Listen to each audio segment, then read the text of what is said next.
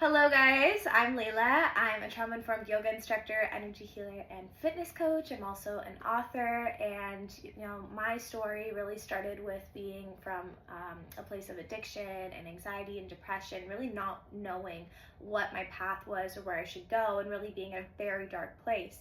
And I feel like the more that I start to teach yoga and the more that I start to teach meditation or breathwork sound classes, I really start to realize a lot of us have that same story of being lost and not really having a community and not really having some sort of healing outlet or class or something that really allows us to feel blissful.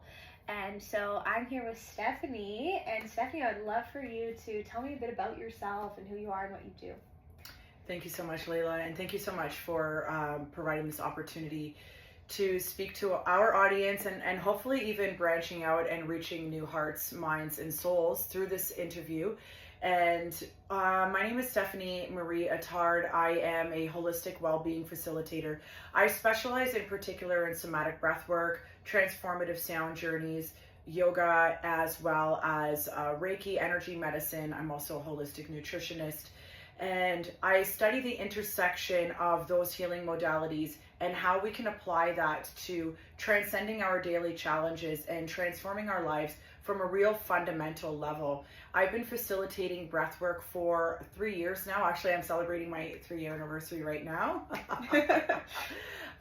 It's been quite the journey. And I have been facilitating for groups locally in the GTA and abroad. I've been to Malta a few times, my home country of origin, and I've been able to share this medicine with so many people, hundreds and hundreds of people over the last 3 years. It's been quite the blessing, and it's because it's radically transformed my life. In your introduction, you mentioned that you come from addiction background, and that's something that I relate to as well. Mm-hmm. I've only found myself here through my sobriety journey, which I started for almost 4.5 years ago in February 2021. I chose the path of sobriety, and I was deeply inundated with substance abuse through drugs, alcohol, and all kinds of other things. And oftentimes it's funny because when we choose the path of sobriety and letting go of our substance abuse through whether it be alcohol or drugs or smoking, whatever it may be, oftentimes we replace that substance with something else. Sometimes we find that in sugar. You'll often find alcoholics tend to transform their alcohol and substance abuse of that into substance abuse of sugar and food. And I found myself there as well.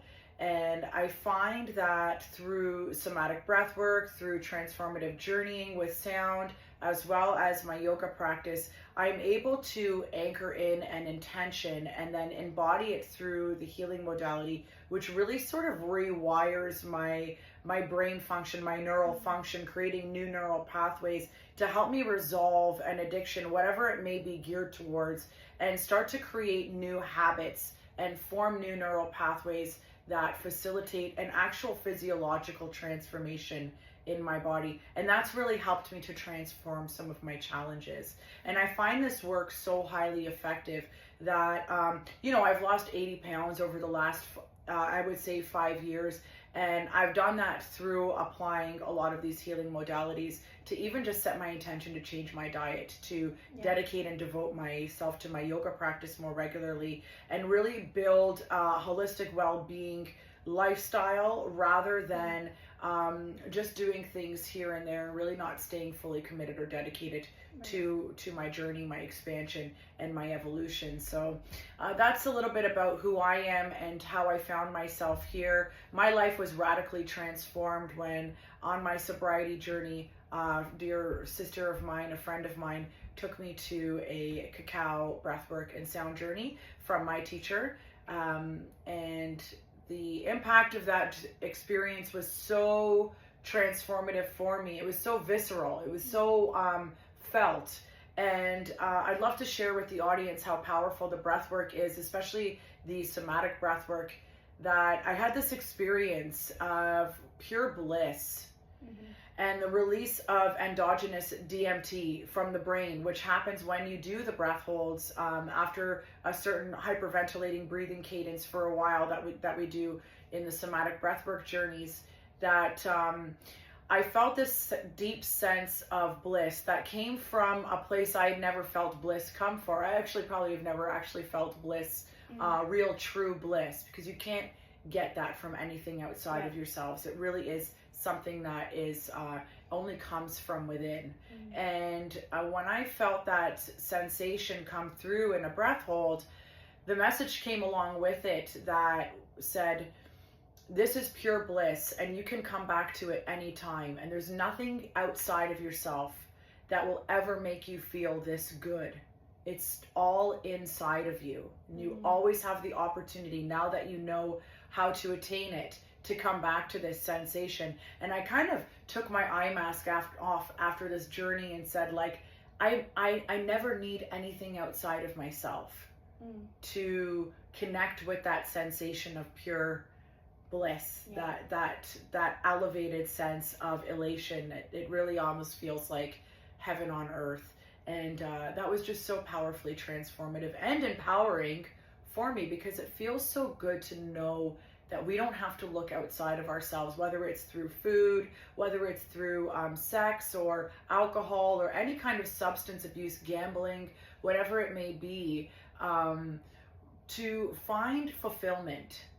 There's actually everything we need within ourselves. It's just about activating what's available to us, whether that's biochemically through breath work, whether it's through introspection, through direct revelation, or self-inquiry through yoga and sound journeying, whatever it may be that gets you there. There's nothing outside of us that will ever be as fulfilling and empowering as connecting to those mechanisms within ourselves through these really powerful healing modalities that you and I both share in our events that we've been doing for over 2 years. Congratulations. Yeah. This is actually our 2-year anniversary as we film this podcast. So so thank you so much for inviting me for this opportunity to share. Yeah, thank you for that powerful share. I feel the exact same way. Like, you know, I'm young, 21 at this moment. But, you know, going out partying, even scrolling on social media. Right? Like, absolutely. That is something that gets me even today. And then I have to come back to my breath and be like, what's going on in here that I'm ignoring, that I feel like I need to get from external sources? Work overworking myself, right? Like throwing myself into work, not this type of work, I enjoy this, but other types of soulless work. And, you know, scrolling, or, you know, even sometimes just creating content or working on my website, I get lost in that, and then I'm like, I need to come back to me. I need to come back to myself. And I've never felt any sort of bliss even close to the first time that I meditated, and the first time we did an event together. You can feel the energy in the room when we host these events, whether it's, you know, Lavender Love Fest or any other event that we do with breathwork, sound, cacao, yoga. I do the somatic movement and sometimes the intention setting portion, yoga portion. And when I'm facilitating that, I can feel the smiles and the laughter and even the crying and the release. And so that, for me, nothing comes close to hosting those events, because I see those people, I look them in the eyes, and they've told us their stories and where they come from, and maybe their backgrounds have been very traumatic, and now they're starting to come to this place of regulation and happiness and bliss, and, you know, releasing that stress or that trauma, that pain that they've been through. Like, nothing, no drug, no social media scrolling can even come close to that feeling of what we facilitate together. And I think that a lot of our community really appreciates finding that family together with us and with the people that come to our events time and time again. So yeah, and that's really the power of self-inquiry, is saying, like, I am interested in knowing myself more deeply. I'm interested in knowing more about myself and why I feel the way I do, and why I feel that way so often, or even encounter certain patterns in our life, repeating challenges and patterns and behaviors with how we interact with the world around us, whether that's through interpersonal relationships, whether that's through romantic relationships, or even just how we interact and interface with our revenue stream, right? So whether that's in our job or our career, where you're doing soulless work and you really feel like you're not aligned with your path, it's important for people who have that sort of need for self-inquiry to connect to an experience where they're able to step out of the default node network of their mind, or our main sort of operational system of our thinking. And in order to do that, it's important to get out of the sort of like a brainwave state that tells us we need to start the car, press the gas, press the brake, go grocery shopping, pick up the kids from school, go to work, pay your bills on time. You know, that is an operational brainwave system that's important for us to live sort of like a self-actualizing life and get things done. But that's not a healthy place to always be in. And I find that that does become a healthier place to be in once you start to resolve the issues that are underlying beneath the surface, that we're finding distractions through doom scrolling and substance abuse, and sort of like getting ourselves involved in other people's business, whether even if your addiction is gossip, that's still a distraction tactic.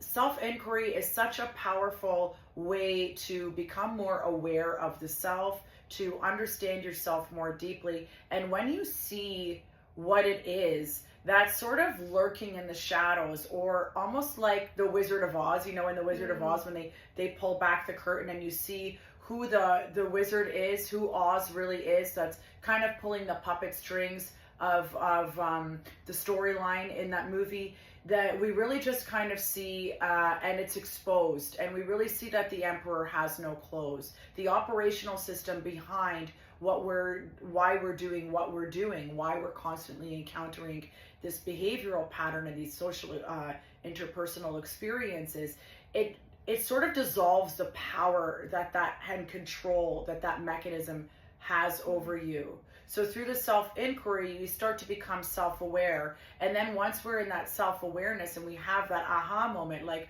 oh, it was this.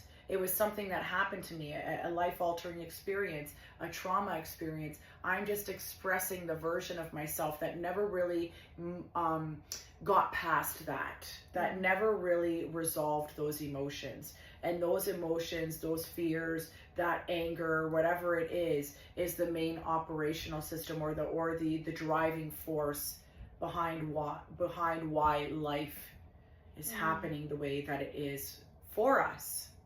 Right? And we might even be relegated to a sense of victimhood. Yeah.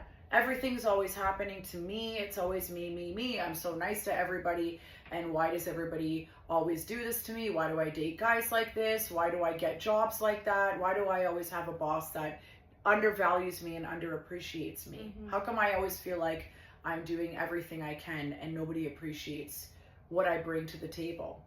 Well, there's something behind that, and there's a reason why you keep encountering those same repeating processes. And along the healing spiral, we do encounter the same sort of stories, but we show up as different versions of ourselves when we start to resolve through self-awareness and dissolve the impact and the power that mechanism has over our behavioral patterns and how we show up in life. And we start to self-actualize. We really start to develop who we are really meant to be. We start to have a sense of remembering of who we are and why we're here. And the world around us starts to inadvertently shift because we change the magnetic field within us, and we start to attract different experiences beyond us. 100%. We are part of this huge field, and the law of attraction is real. It really is. It really is. I feel like I've attracted you in these beautiful events together, and the community that we have, I feel like I've known them, right?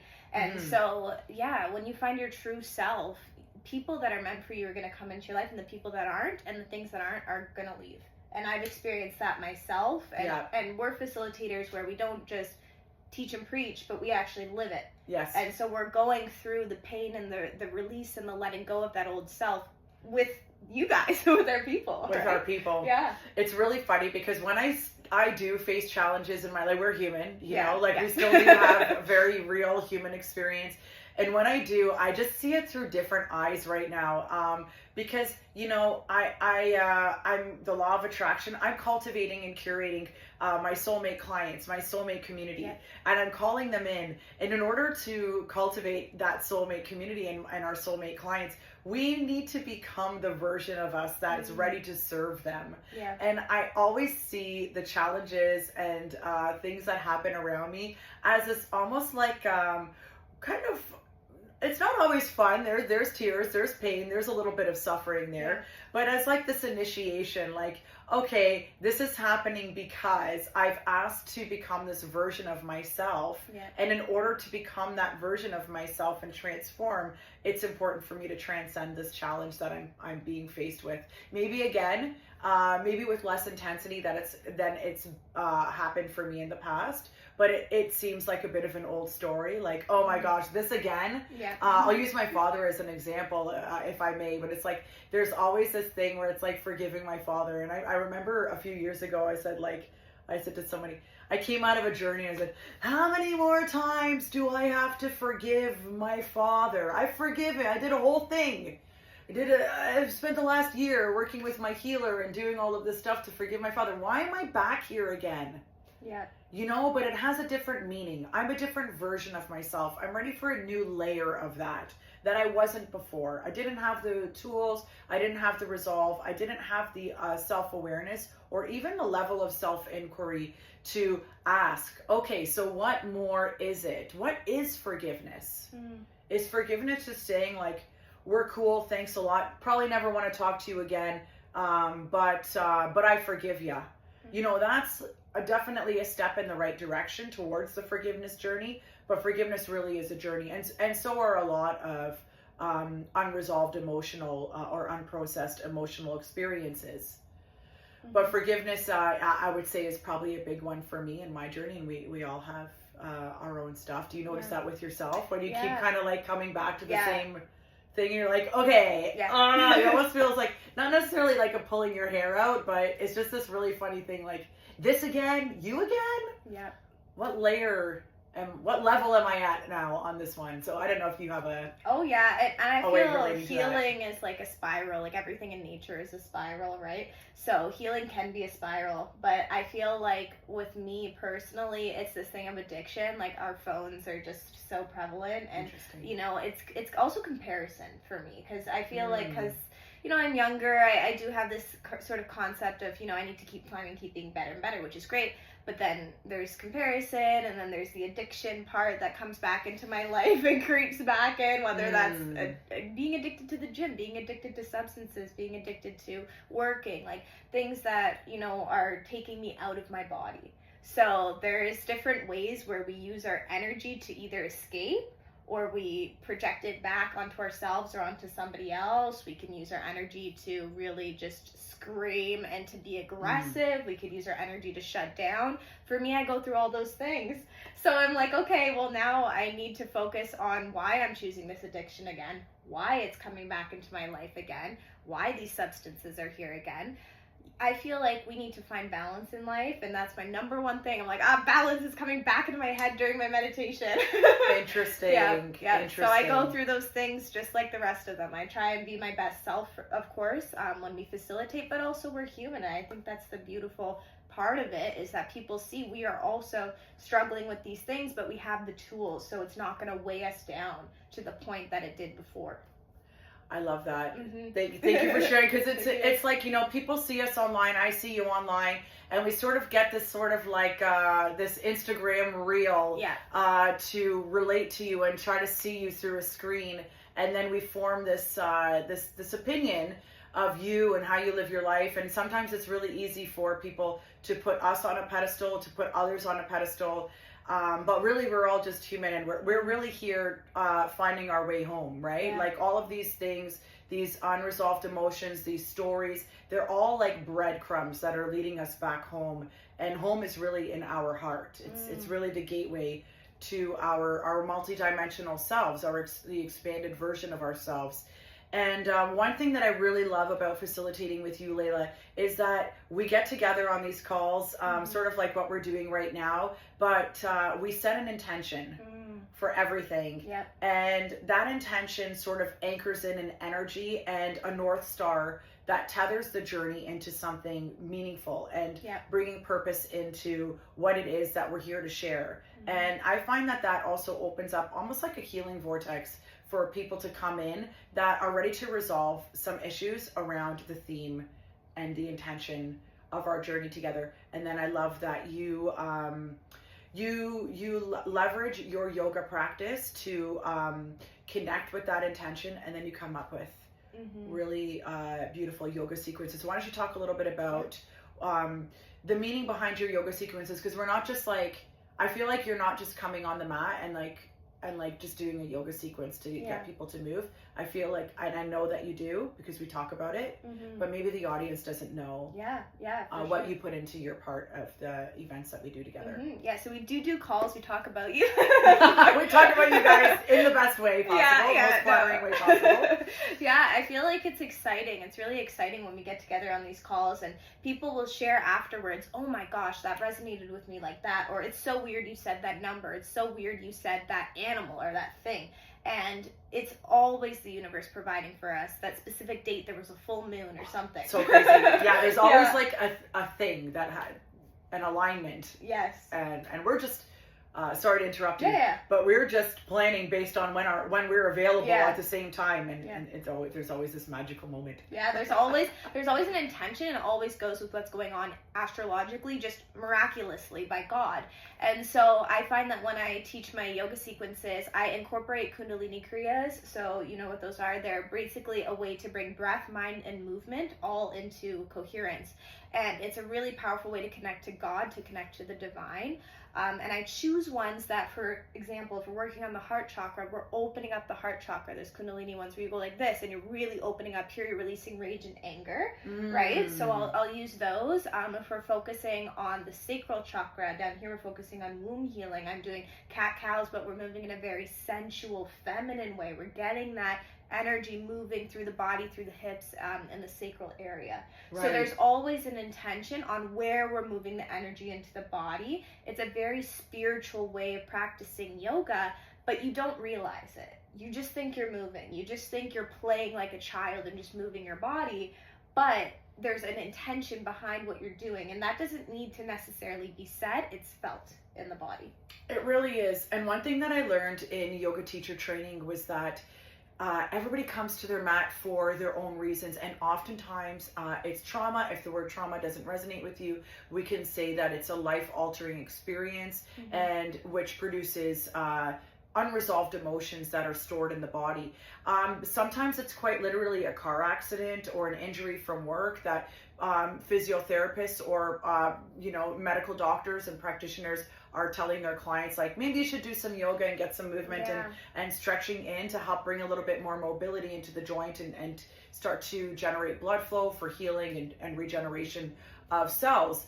So, sometimes that's the reason people are coming to yoga, their mats. And sometimes it's quite literally, a life-altering experience. My reason for coming to my yoga mat and starting my practice about 5.5 years ago was a breakup, a big breakup. And I moved back home, and there's no gym. Yeah.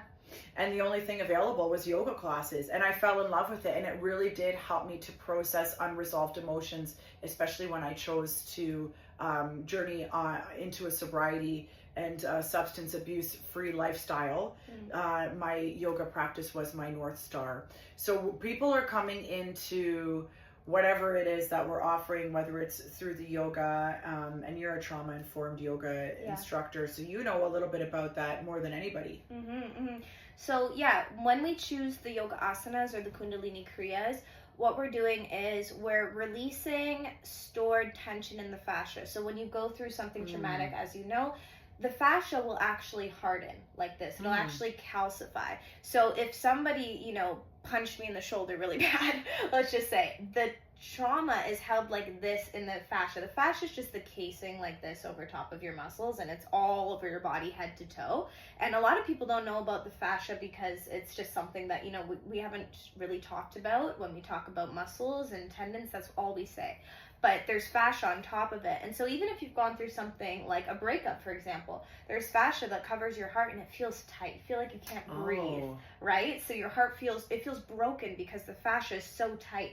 And so when you do yoga or you working out is a little bit different, but when you specifically do yoga, you're stretching out the fascia, and you might start to feel like you need to cry, or you're feeling this emotional release. That's what yoga is all about. It really releases and it stretches the fascia, and the fascia will harden along the nerves. So when you feel like, oh my God, I have no feeling in my heart, I have no feeling in my belly, I just feel numb. Right? Depression, we feel numb. And so the fascia is hardened along these nerves. It's hardened around the nerves. So when you do yoga, you release that, and you may feel like crying, or you may feel this abundance of laughter. I've had that happen to me in yoga classes. So, you know, it's just a beautiful way to not have to think through your problems, but to feel through the problems. And there's so much science behind it. There really is. Yeah. And you definitely have a bit of a deeper understanding than I do about that. I'm always learning from you. Me as well, and then it's great because what's happening when we cultivate and curate these journeys is we're getting the body moving. So as Layla was saying just now, the body really sort of like does keep tabs on what happens to us in our outside world. And unresolved emotions get stored in the muscle tissue. Most of you have heard the term muscle memory. And what happens is our muscles store the information. So for me, it might be a forgiveness pattern, betrayal, abandonment, whatever it might be, that's stored deep into my muscle tissue. And as we start to generate some blood flow into the tissues, especially related to the intention of the journey that we're setting, with the yoga practice and the kriyas that are specifically targeted for those areas of our body to start opening up those faculties. Once we open those up and start to generate some blood flow into the area through the physical somatic movement, we get into the somatic breath-work journey, and the breath really has a form of intelligence in it.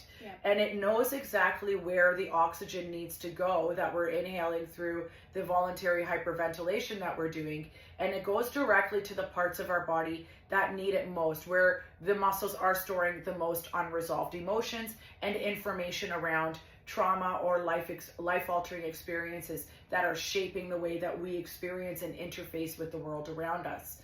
And once the breath starts going into those areas through the breath work, it starts to break up and break through some of the emotions that are being stored in that area. And there's information that's coded into the tissue, and the oxygen is starting to break that up, and we start to have direct revelations.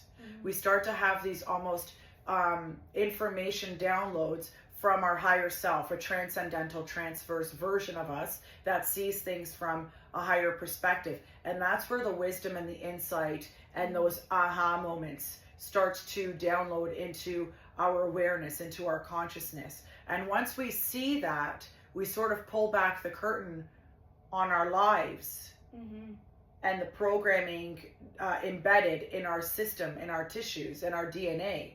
And we start to rewire and recalibrate and realign the way that energy and information flows through the actual physical body itself. And we start to create new neural pathways for biochemicals to flow through, like hormones. And hormones are really sort of like the biochemical interface of our emotions and information in the body.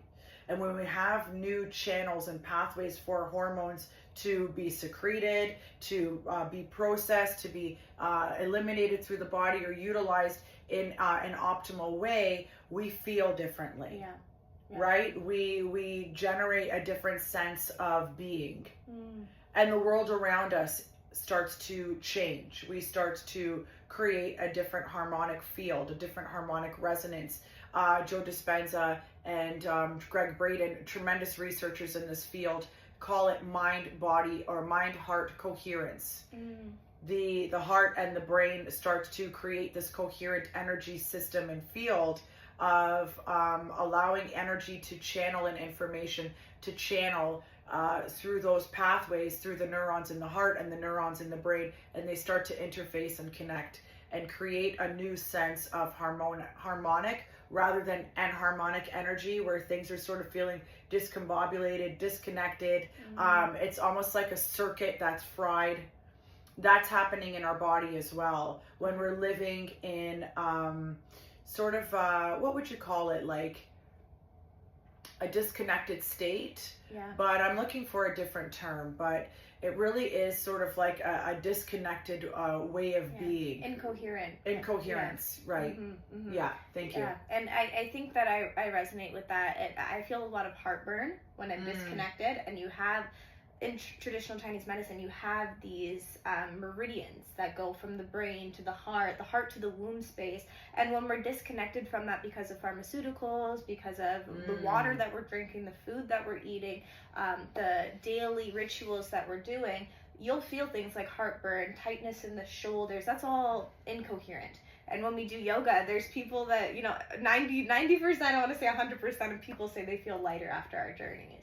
So they feel lighter, they feel less heavy, they have less tension in their bodies. And that's not because of us, that's because of what they're doing, and we're just the guides for it. And we give them the knowledge and the tools, and they put that into practice in their lives. So. Yeah, and then after the breath work, we do sound, and sound helps to also resonate through the water in the body, the plasma within us. I know science says we're 75% water. I think it's actually quite more significant than that. And then if we include plasma in that, we are mostly a liquid form. And the way that the sound creates a harmonic energy field and frequency and an ability for energy and information to channel and flow through at a subcellular, subatomic level, even in the quantum field, if you want to kind of go even extrapolate that even further, we start to rewire the body. So it's like rewiring your house, right? So that the lights work properly. They're not flickering and, strobe lighting. We have a really beautiful sort of harmonic energetic or electronic system wiring in our body. Our nervous system is recalibrated. We have more resilience. We respond rather than react to our outside world, and things don't seem so personal. Life becomes more curious. We start to see the world through childlike wonder. We start to understand a little bit more about what bliss really feels like and our ability to cultivate more of it. And the sound really starts to almost like comb out the biofield, comb out the energy field of our system. And then I love that, Layla, that you're a poet, and afterwards, and sound and words are also hold their own energy healing frequency. And oftentimes at the end of our events together, Layla will offer a poem. Yeah, it's so crazy because these poems that I'm now a published author for poetry, but these poems came from journal entries that I did after meditation. After my first yoga teacher training, I wrote down just what came through. And just writing in general is a meditation. It's a way to purge. And all of these poems, I've had people cry, people feel very happy after the poems. Is not because I've said something unique, it's because it resonated with them. It's about the human experience. And so when at the end of these journeys, Steph is doing the sound bowls and they're creating this beautiful frequency, I'll say a few words from my poems. And it'll just allow people to really feel this vibration of love. A lot of the times it has to do with love, or it has to do with peace and presence. And, there's been studies with water where, if they say, I love you to the water, it'll create this beautiful molecular structure and snowflake. And when you say things like, oh, I hate you, or something stressful, the water will create this ugly, incoherent snowflake. Right? So we are just like that water. And so when I'm saying these words from my heart and you're playing the frequencies, it just creates this amazing feeling in the room, and people just leave feeling so light and their heart is just open. So. Right. It's a way of purifying the system and then integrating a new way of thinking, of seeing things, of, wisdom, rather than, sort of like negative reinforcement, right? We're hearing something new, we're hearing something different. When we're in a more receptive state, because the brain has been in an altered state of mind, so we're a little bit more susceptible to the information that's being spoken or these sounds. We're in sort of like a sensory deprived state once we're finished the breathwork journey and the yoga, and then people are more susceptible, almost like sponges. So anything that's transmitted through word, through sound, through song is going to be integrated into the molecular structure of the body in a more real way, I'll say that, a fundamental way. And then after that, I noticed, it's funny that you mentioned the people that come to our journeys. We've been doing this for almost 2 years. Congratulations. Yeah.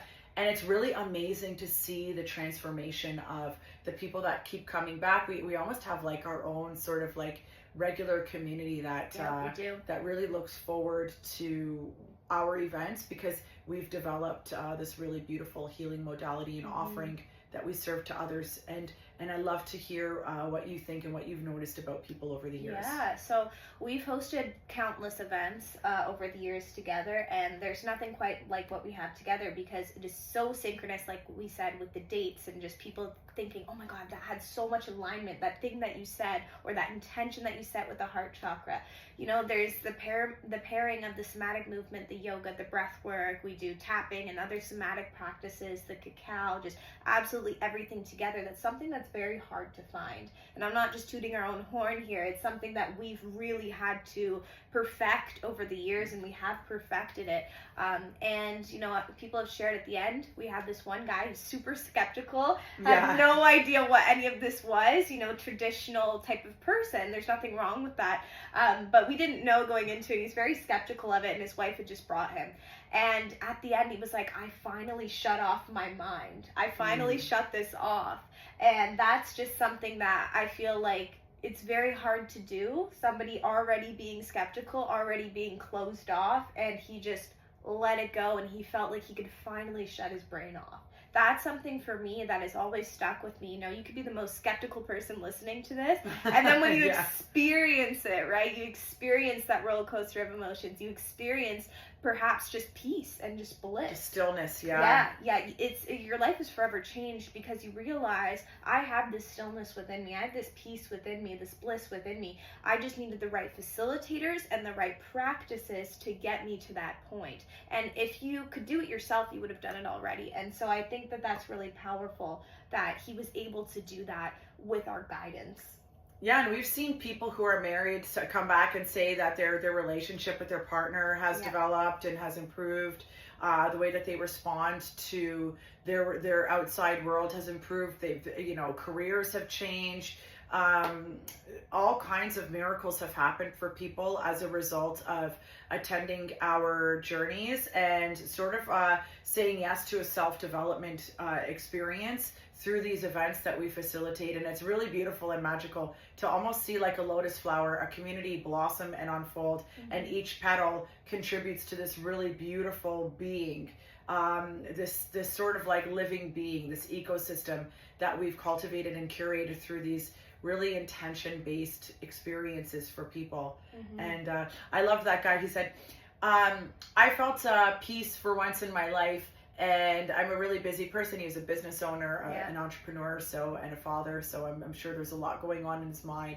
And he said, for once, everything just stopped, and I just saw black. And then he started talking, and I was like, no, I want to go back there. It was pretty funny. Like, should I not talk ever again? I don't know, but it's just, we got to keep it moving. Yeah, of course. He had a taste of it, and that means he needs to come back. I think that's just an invitation to keep coming back for more. So it was really funny to hear that too. There's all kinds of great experiences. I love to see when one partner comes and says, like, come and meet Layla and Steph, so you kind of know what I'm doing when I'm not here on one Sunday morning every month or every 2 months. We do something and provide this opportunity to come together in community and grow. Yeah, and it's crazy because I've seen people also become friends and create a Yeah. network with each other, and couples create friends with other couples, and people that come alone think it's intimidating to come to one of our events alone. They make friends with us, and they make friends with other people in the community, and your community and your friends and who you're around is what you become. And so when you meet aligned people, you have to say yes to going to these events. I know it for myself. If you stay around the same people, you're just going to stay the same.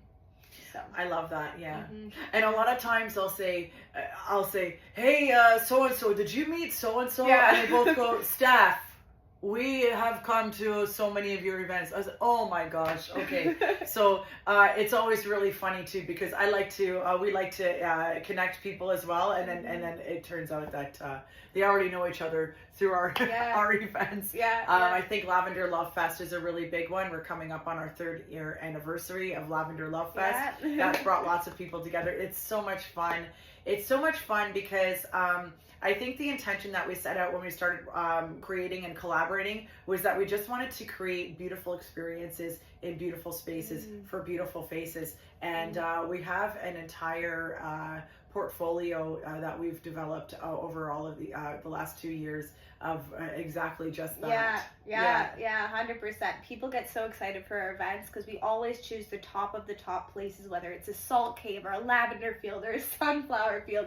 We choose the most beautiful places to really host these events, and the energy doesn't lie. When people leave and they start to connect with one another, it's something that I feel like we're missing, especially after the past few years. We need to come back together in community, and you may meet somebody that changes your life forever, or you may realize something internal that changes your life forever, and oftentimes it is one of those things or both.